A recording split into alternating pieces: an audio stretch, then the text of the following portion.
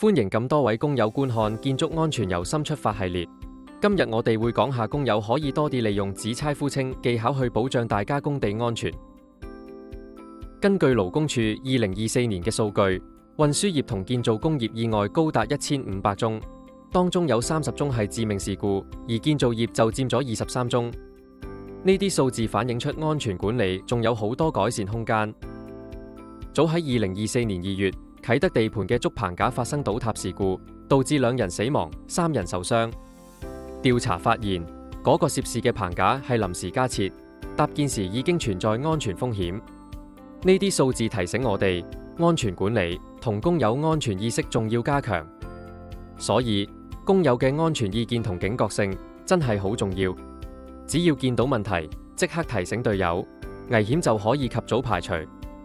除咗顧及隊友，當工友進行單人操作嘅時候，疲勞真係好容易令人分心，特別係臨收工嗰陣，精神可能已經開始鬆懈。但就算幾攰，專注力都一定要保持100%，因為單人操作呢一刻，你嘅人身安全係掌握喺你自己手上。為咗提升專注力，工友做單人工作嘅時候，應該要用眼、帶手，再帶腦，用講嘢嘅方式，對自己確認每一步嘅動作係唔係正確。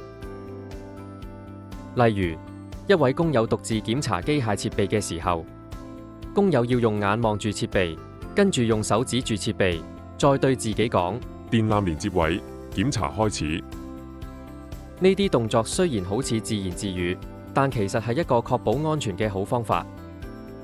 所以，無論係團隊合作定單人作業，呢啲簡單動作唔單止可以提醒其他人，仲可以提醒自己，確保大家都安全返屋企。今日我哋會分享一個簡單又實用嘅方法，指差呼稱，幫你同隊友避免不必要嘅危險。指差呼稱係一種幫助員工喺工作時加強警覺性、提高行動準確度嘅方法。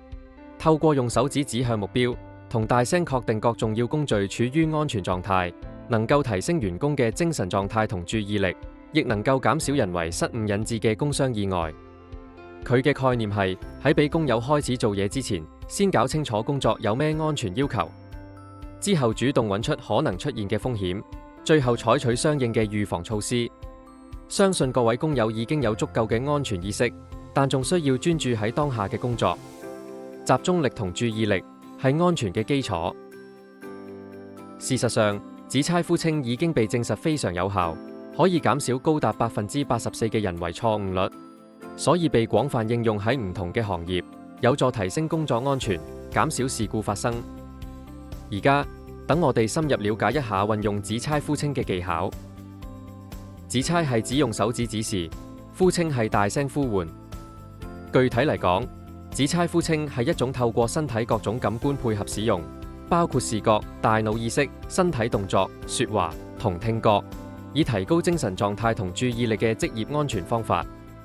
做法好簡單，首先凝視你嘅目標對象，之後伸直手臂同手指指向目標物品，然後要大聲而清晰咁讀出口號。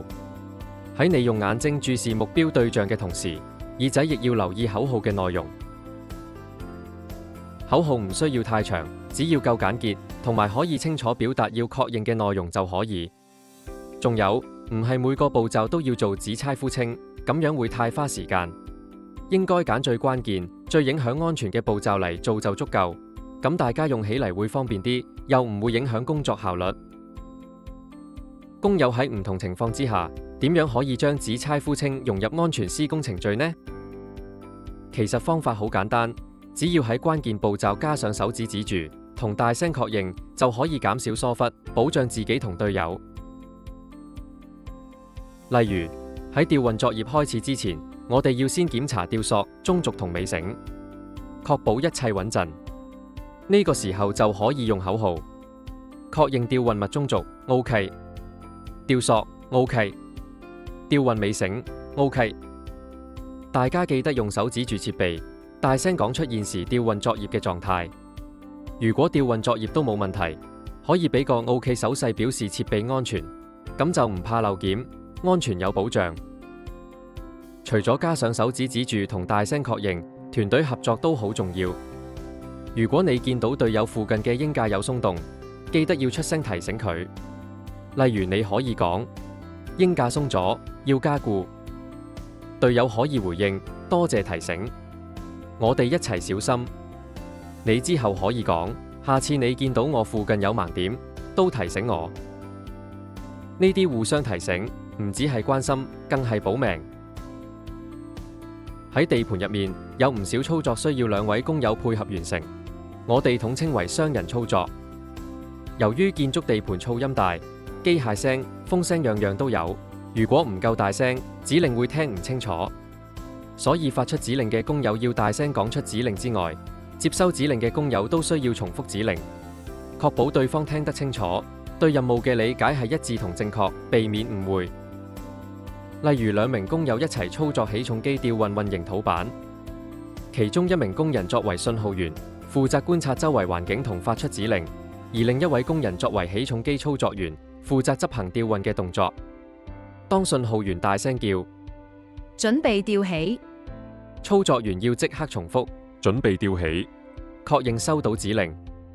信號員隨後大聲叫向上3米，操作員要重複確認指令正確之後就啟動起重機。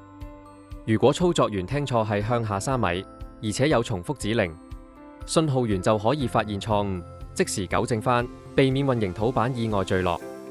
透過重複確認，雙方可以確保對吊運方向同速度理解一致，減低意外風險。另外，相信唔少工友應該聽過咩係3不傷害原則。第一個原則係唔好傷害自己。喺開工之前，工人要正確佩戴好個人防護裝備，例如安全帽、護目鏡、防滑鞋、反光背心等等。如果係高空作業，仲要使用安全帶，並確保安全帶已經綁喺穩陣嘅裝置。除此之外，做嘢時要集中精神，避免因為分心或者疲勞而導致嘅意外。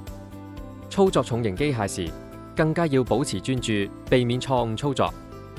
例如喺操作電鋸之前，工人要先佩戴防護手套，之後檢查鋸片係唔係足夠鋒利。如果冇檢查，而且又使用損壞咗嘅電鋸，可能會導致割傷或者其他更嚴重嘅事故。所以我哋一定要保護好自己。第二個原則係唔好傷害其他人。工友要安全操作機械，例如起重機操作員要同地面指引員保持正確溝通，確保吊運路徑下面冇人。做法就好似頭先雙人操作咁樣，要大聲呼叫同重複指令，確保操作正確。另外，工友做危險工序之前要先警告附近嘅工友，例如進行焊接或者切割之前，要設置警告牌同大聲提醒附近嘅工人。例如工友可以大聲呼叫小心焊接，咁附近嘅工友經過時候就會有意識下避開火花。呢個動作可以保護各位工友。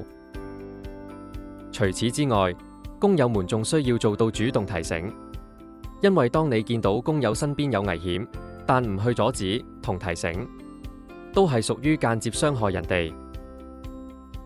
最後一個原則係唔好俾人傷害。